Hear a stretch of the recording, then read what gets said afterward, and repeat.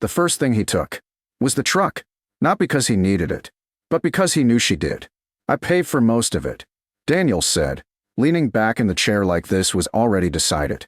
Across the table, Clara didn't argue, didn't interrupt, didn't even look surprised, because by that point, she already understood how this was going to go.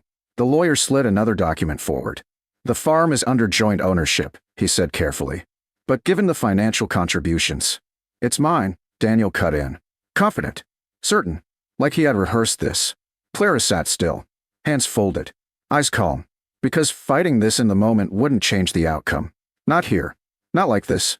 Clara, the lawyer asked gently. A chance to push back, to resist. But she shook her head. It's fine. And just like that, it was gone.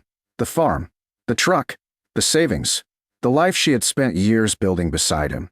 All of it reduced to signatures and quiet agreements.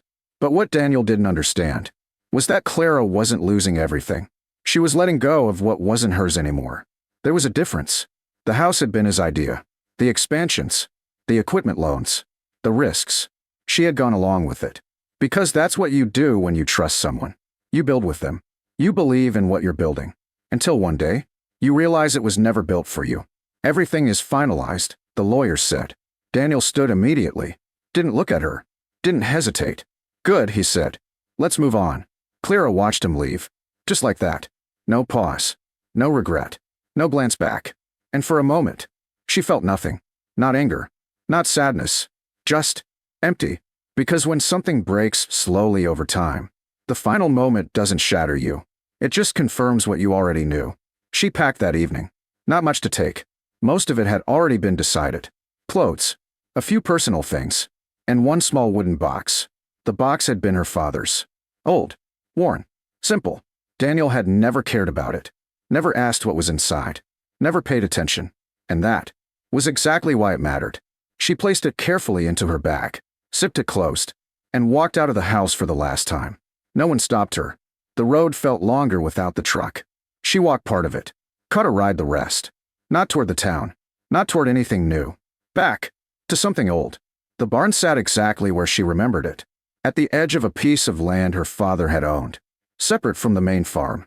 Separate from everything Daniel had claimed. Small. Quiet. Forgotten. Or at least, that's what everyone thought. Clara stood at the entrance for a moment. Looking at it. It's still standing, she said softly. Of course it was. Her father built things to last. Not flashy. Not impressive. But solid. Reliable. Quietly strong. Just like him. The door creaked as she pushed it open. Dust moved in the air. Light filtered through the gaps in the wood. The smell hit her immediately. Hay. Wood. Time. And something else. Something familiar. Home. She stepped inside slowly. Her footsteps echoing lightly. It hadn't changed much. Still simple. Still bare. Still overlooked. But as her eyes adjusted, she started to see it. The details. The way the beams were reinforced. The layout. The structure. Her father didn't build things without purpose. Never had. This wasn't just storage, she murmured. She walked deeper inside, running her hand along the wood, feeling the strength in it. The intention. Daniel had called it useless. Dismissed it completely. Because he only valued things that looked valuable. Big land. Expensive equipment. Visible success. But her father had been different. He built things that mattered when everything else failed. That thought stayed with her. She set her bag down near the wall, sat on an old crate, and let the silence settle. For the first time in a long time, she wasn't surrounded by pressure, or expectations, or someone else's plans. Just space. And something else. Possibility. She reached into her bag, pulled out the wooden box, held it in her hands. For years, she hadn't opened it. Not because she didn't want to, but because she hadn't needed to. Now, she did. The lid creaked as she lifted it. Inside, papers. Old. Carefully folded. And beneath them, a key. Not modern. Not simple. Heavy. Old-fashioned. Her breath slowed. Of course, she whispered. Her father never left things unfinished. She picked up the key, looked around the barn again. This wasn't everything. This was just the surface. She stood, moved slowly along the interior. Watching. Looking. Thinking. Her eyes traced the floor. The walls. The structure. And then, she saw it. A section of the floor. Subtle. But different. Not one the same way. not aged the same way. Her pulse picked up. She stepped closer, knelt down, ran her fingers along the edge. A seam, barely visible. But there. This wasn't for animals, she said quietly. Her fingers pressed down. Tested it. Nothing. She shifted her weight. Pressed harder. A soft click. The section lifted slightly. Her breath caught. Okay. She pulled it open slowly. Darkness beneath. And something inside. A ladder. Leading down. Her heart started beating faster. Because suddenly, everything changed. This wasn't just a barn. This was something built. Hidden. Protected. She sat back slightly. Processing. Daniel had taken everything he could see. Everything he understood. Everything he thought mattered. But he missed this. Because he didn't know how to look deeper. Her father did. And now, so did she. Clara stood slowly, holding the edge of the opening, looking down into the dark space below. Because whatever was down there was the reason this place existed. The reason her father kept it separate. The reason it was never part of the farm. And the reason she hadn't actually lost everything. She grabbed a flashlight from her back, turned it on, pointed it downward. The beam cut through the darkness, revealing steps, walls, structure, not a hole, not storage, a room, deliberate, reinforced, built. Her breath slowed. Dad, she whispered. Because suddenly, she understood. This wasn't something forgotten. This was something saved. And whatever she had just found was about to change everything. Clara stood at the edge of the opening for a long moment. The flashlight beamed steady in her hand, but her thoughts anything but. A ladder. A built space beneath the barn. Her father hadn't just left her land. He had hidden something. Something intentional. Something protected. She took a slow breath, then lowered herself down. The ladder creaked slightly under her weight, but it held firm. Of course it did. Everything he built held. When her boots touched the ground, she paused. Listened. Nothing. Just still air. Cooler than above. Controlled. She lifted the flashlight, and the room came into view. It wasn't large, but it was precise. Reinforced wooden walls, sealed tight.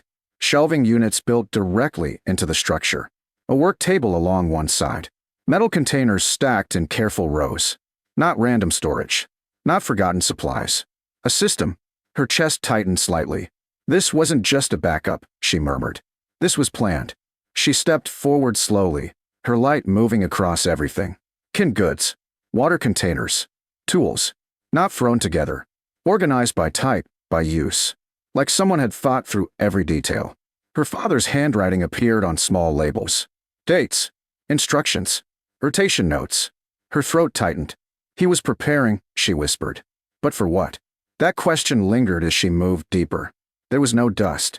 That was the first thing that felt wrong. Or right, depending on how you looked at it. This place hadn't been touched in years. But it wasn't neglected. It was preserved. She set her bag down on the table and opened the wooden box again, bringing the documents with her. There had to be more. Something that explained this. She flipped through the papers again, slower this time. Careful. And then, she found it. A folded set of pages tucked beneath the others. Different paper. Thicker. Her father's handwriting across the top. For Clara. Her breath caught. Not for later.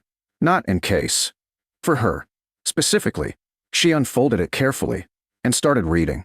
If you're standing here, then it means two things. 1, you came back. 2, you finally needed to. Her chest tightened. Because both were true. I didn't build this because I was afraid. I built it because I understood how quickly things can be taken from you. Her grip tightened on the paper. Images flashed in her mind. The lawyer's office. Daniel's voice. The quiet way everything she thought she had slipped out of her hands. I watched too many people lose everything because they trusted the wrong systems, the wrong people, the wrong stability. She swallowed. And I refuse to let that happen to you. Her eyes moved faster now.